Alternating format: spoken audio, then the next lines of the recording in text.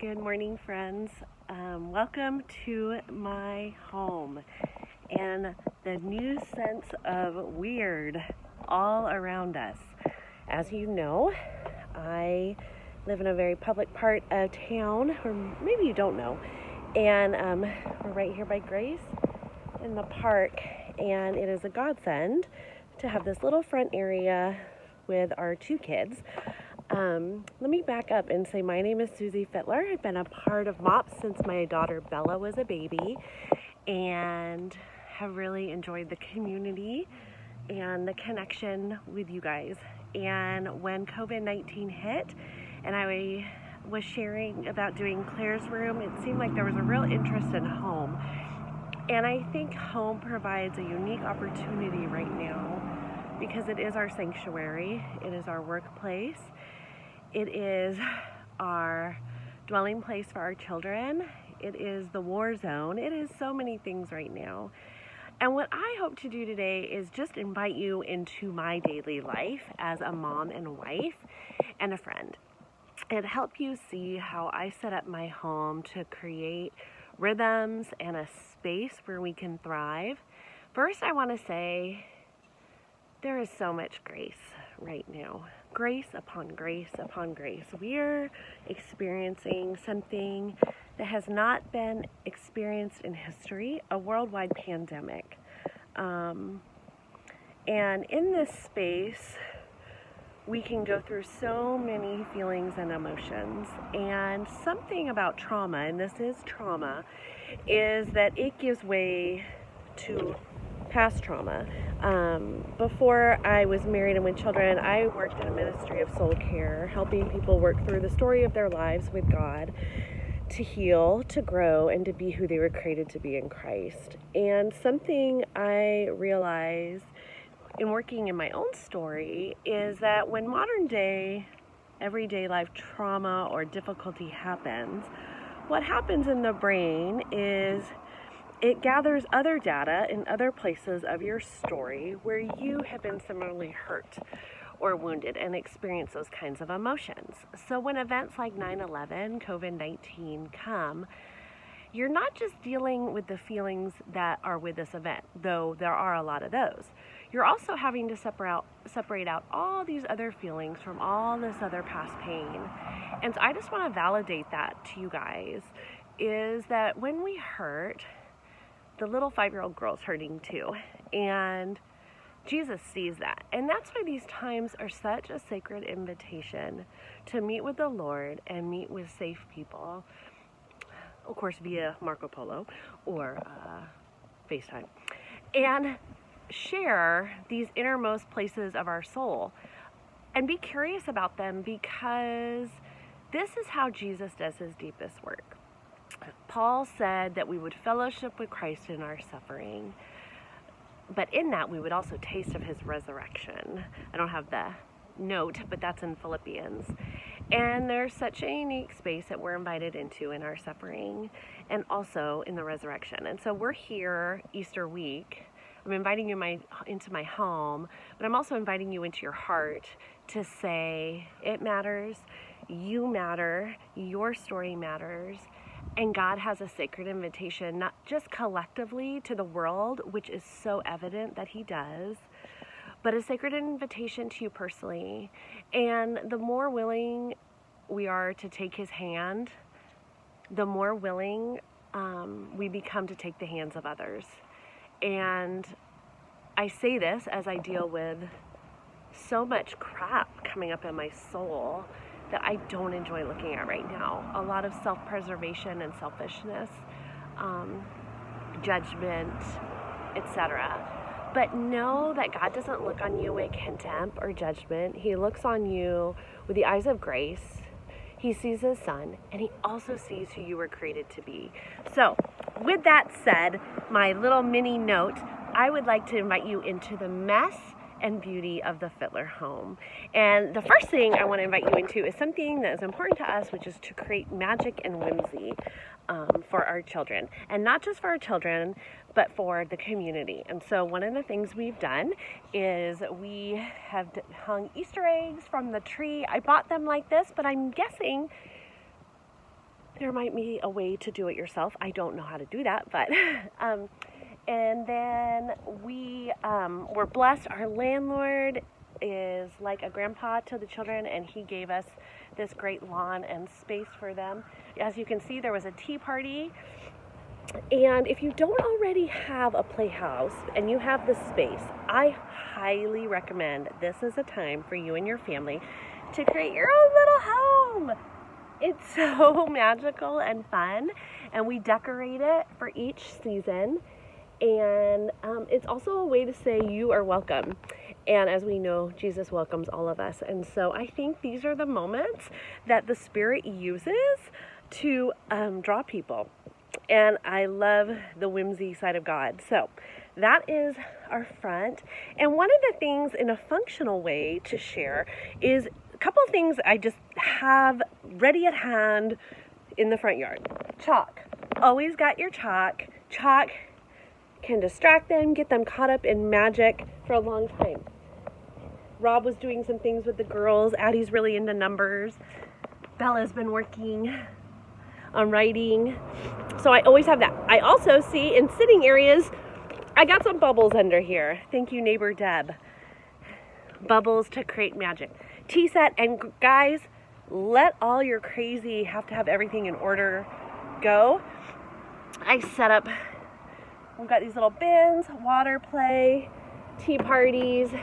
Another good idea that I don't have out here but is in the art room is brushes to dip in water to paint the sidewalk, paint the house, etc. So have those things at your disposal so you don't have to go back in and out. Of course, many of you don't have front yards that you're playing in. A lot of you have backyards, so you can go in and out. Here is succulents that are just always a happy thing. So we just come up here. Here's some more basket stuff. And now I'm going to hopefully, I guess I have to turn this, invite you into our home. Here you go. Welcome to our home. You guys, I want to say that there was no good time to do this. I have been sick all week. Do I have COVID-19? I don't know, because nobody's testing. So maybe I do, maybe I don't. Well, it's not true. Everyone's testing. I'm just not like a high priority candidate. But this I did when Rob was out of town. If you have sample paint, guys, paint. Now is a good time. I did this one night when the girls were going to bed and love it. Okay, I put a little wreath hanger and I change that throughout the year.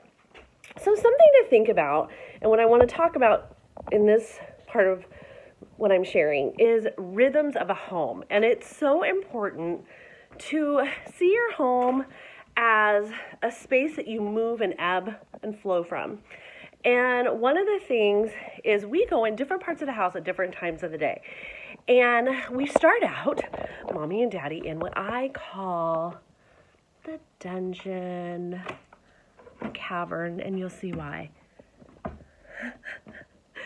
This is how dark it normally is.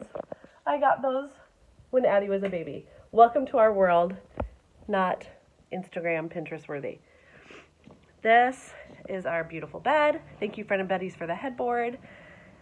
Glad I took a risk on that wall. Again, you guys, with this time you can paint. And what's this? Oh! Last year, when we were experiencing some trauma in Rob's side of the family, his mother-in-law came to live with us. My mother-in-law came to live with us. During that time, the girls were trying to learn how to sleep in the same room. Let's just say it was not going well. Let's just say we had no space in the house, and Bella came to stay with us. Bella has not left us. And that is something I want to say. In crisis, it's not the time to try and get all your ducks in a row. You're trying to function in a very unique time and space. So give yourself so much grace. And if something is working for you right now, let it work for you. Then once you're out of that space, you can reassess. And that's something we did. And I'm so glad we gave ourselves permission to let go of the reins of sleep training, of keeping her in her bed. It has worked so much better for us as a family. And down the road, we're going to switch it up. Pandemic leaving. Okay, so we started here in the morning. Not a whole, well, a lot happens in here, but we come out every morning. My precious husband gets up Addie, and we go to this space. Now let me talk to you about form and function. This space used to be my stepson's bedroom. He moved up to the Bay Area last year. Right after that, my mother-in-law came and lived with us for a couple months, and this was her room. There was a bed, whatever. When she left, it was evident that we needed this space to be something for our family. The way the house is set up, it's an old house, so we created a TV room. There it is, a TV room / guest room. Super functional. Everything on here is from Facebook Marketplace, and it works great for our family. Next crisis. Pandemic. Rob has to come work with us. We do not have much square footage, so welcome to the Cloffice. I had seen another blogger, Instagram gal, do something like this. And what we did is we emptied out this closet. There wasn't much since it was an extra room. Just got this MDF particle board, these, and did that for about $30. Had him go to his office and get some fake fiddle things, and we've been doing art and made this into a Cloffice. So rethink the spaces you have. And we spend our mornings here. This is where we wake up. I'm reminded that God's mercies are new every morning. Something super simple you can do in this time is print some inspirational art. In all of my rooms, I like to have something up, not just words, but images, things that lift our hearts and make us think about God, about our story, about beauty, etc. So that's something to do in your home now, and you can do it for pretty inexpensive with frames you have. So after we go in here, and of course our kitchen is getting fully used, max capacity in the morning.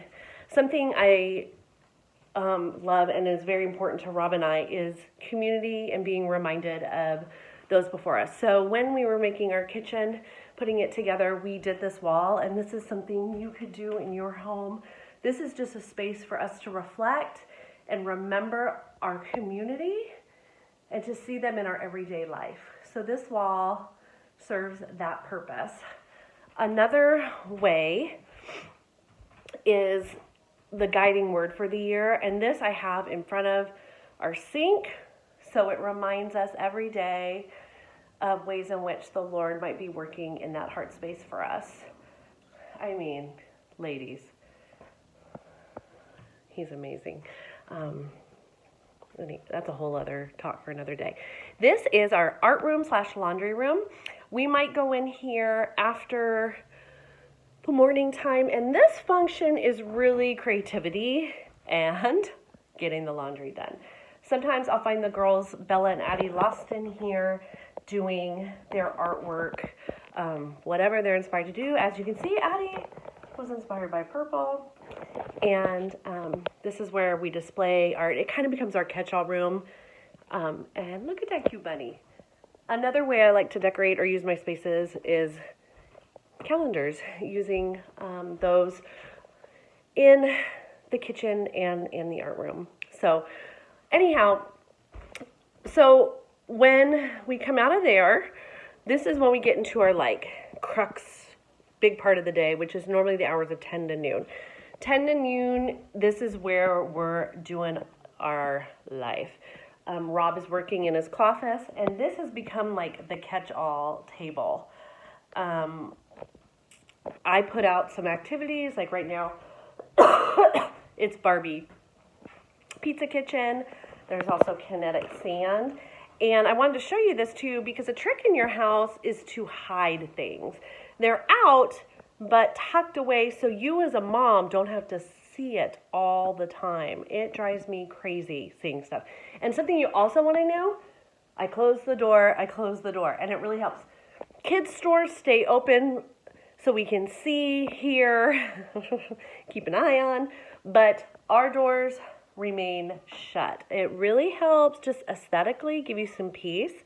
This is kind of the room where I'm like Nazi on let's keep it soothing. Something about high function areas is at least especially right now, our dining room is, and like trays, you can sit them, tuck them away, and then like, oh girls, you want to do that art? Bam, pull it out. Okay, I'm going to do a little tangent here, but something that is really helpful for me in seasons and as a creative outlet is to every month or two switch things up a little bit, and this has been kind of our little Easter display / motif. And what I do is I get papers from papyrus, wrapping paper you could get online, and I try and keep it simple. This is an old calendar I've cut and then written on. Cards are also a really great resource. Just to have a couple spaces be fresh each month. Super functional, especially right now with COVID-19. Trying to put shoes, binned up, hang sweaters right away. So then we like come in here, and this is sort of just like a great space, the living area, to just sit and watch. And some of the functional things that I want to point out again are bins, QuickBooks, iPad for apps to bring out. Bella does Zoom with her preschool like a lot of your families do, and while she's doing that, I either come into the playroom or I do some apps on the iPad. This is the playroom. It was like a sitting room before there was a baby, and now it's a playroom. And I want to show you some tricks. Over here, I have a tent. One, because it's totally cute and magical, but two, it adds height and it hides stuff when I'm back here. I don't have to see it. Another thing, the dresses are behind here, so I don't have to see it. Play kitchen, play food, tucked. I think a real hint for me in the home is tucking things away. In my dream world, and if I had all the money, I would have everything probably in bins, but I don't, and that's fine. And isn't this a cute idea Rob came up with? This is a fruit holder, and we put all the little stuffed animals in there, so they're cute. So yeah, I try and change the girls section out a little bit to seasonal, and this of course is spring. So the girls will just kind of play when Bella's not doing Zoom and stuff. This I highly recommend for families. An ottoman, so no one's conking their head, and it serves as a table. This I'm going to take you into is their bedroom. Eventually Bella will come back in. And this is such a great space because I can be in here if the girls let me. And they come here, and we did this little dollhouse. As you can see, the princesses and the LOLs are doing quite well in quarantine.